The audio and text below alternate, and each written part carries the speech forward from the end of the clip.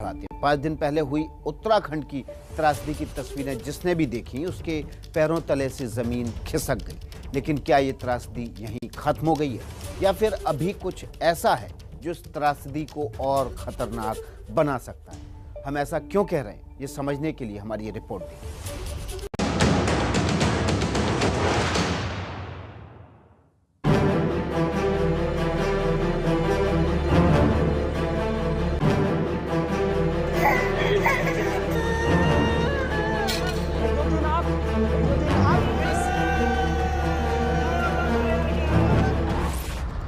क्या देवभूमि में एक और त्रासदी दस्तक दे रही है?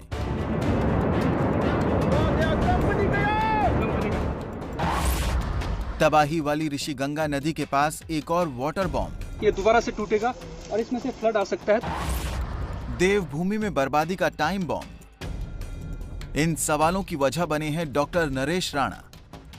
यहाँ पे जो रौंठी स्ट्रीम है और जो ऋषिगंगा स्ट्रीम है उसके कॉन्फ्लुएंस के लगभग जस्ट ऊपर मैं यहाँ पे गांव वालों की हेल्प से यहाँ पे पहुँचा हूँ और मैं देख रहा हूँ कि जो फ्लड आया है वो बेसिकली ये क्लियर होता है यहाँ से कि फ्लड जो है वो रौंठी स्ट्रीम से ही आया है। डॉक्टर नरेश राणा गढ़वाल केंद्रीय विश्वविद्यालय में भूगर्भ विज्ञान के प्रोफेसर हैं। मौके पर पहुंचे नरेश राणा जो बातें बता रहे हैं उन्हें न सिर्फ सुनना जरूरी है बल्कि उन बातों पर वक्त रहते अमल करना भी उतना ही जरूरी है, क्योंकि वो चेतावनी दे रहे हैं कि ये त्रासदी अपने पीछे ऐसे निशान छोड़ गई है जिसका असर बहुत जल्द देखने को मिल सकता है। ये वही रौंठी नदी है जहां महज 5 दिन पहले 7 फरवरी को हिमस्खलन के बाद चट्टानी मलबा जमा हो गया था। ये मलबा ऋषिगंगा नदी में मिला और उसके बाद जो हुआ उसे पूरे देश ने देखा। तबाही में अब तक 36 लोगों के शव बरामद किए जा चुके हैं। वहीं लापता लोगों की तलाश में रेस्क्यू ऑपरेशन चलाया जा रहा है।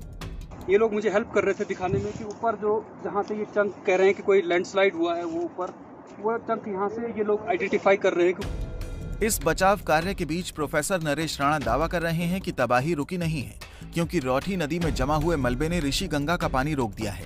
जो महत्वपूर्ण बात मैं अभी कहना चाहता हूँ और जो बहुत सीरियस बात है वो ये है कि जो ये फ्लड आया था उस फ्लड ने यहाँ पे एक टेम्परेरी डैमिंग की थी। ऋषिगंगा है जो मेन स्ट्रीम है वो ऋषिगंगा अभी मुझे दिख रही है कि वो ऋषिगंगा अभी पूरी तरह से ब्लॉक है और उसमें यहाँ से मैं क्लियर देख सकता हूँ कि यहाँ से आप अगर उसको जूम करेंगे तो आपको दिखेगा कि यहाँ से एक ब्लू कलर की लेक दिख रही है। तो ब्लू कलर की लेक का मतलब है कि ये पानी काफी देर से यहाँ पे पॉन्डिंग होना शुरू हो गया होगा। प्रोफेसर का कहना है कि वो झील के आकार के बारे में कुछ नहीं बता सकते, लेकिन उन्होंने चेतावनी दी कि अगर इस झील पर वक्त रहते ध्यान नहीं दिया जाता तो आने वाले वक्त में ये बड़ी मुसीबत साबित हो सकती है।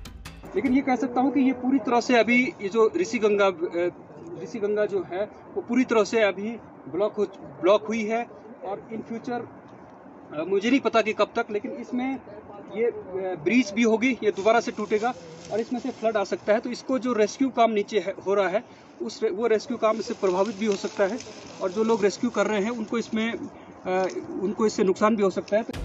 प्रोफेसर के मुताबिक ऋषिगंगा नदी में 7 ग्लेशियरों का पानी जमा हो रहा है। मलबा जमा होने के बाद बनी इस झील का हेली सर्वे बेहद जरूरी है। हेली सर्वे से झील के आकार का पता लगाया जाए। मलबे पर पानी का दबाव कम करने के लिए झील के पानी को नियंत्रित तरीके से निकालना बेहद जरूरी है।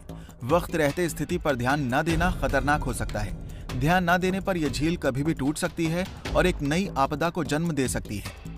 तबाही से उबरने की कोशिश में लगे उत्तराखंड के लिए प्रोफेसर नरेश की ये चेतावनी बेहद मददगार साबित हो सकती है। जरूरी है कि प्रशासन और सरकार इस चेतावनी पर ध्यान दे और सही कदम उठाए ताकि 5 दिन पहले मिला ये घाव नासूर में ना बदल जाए।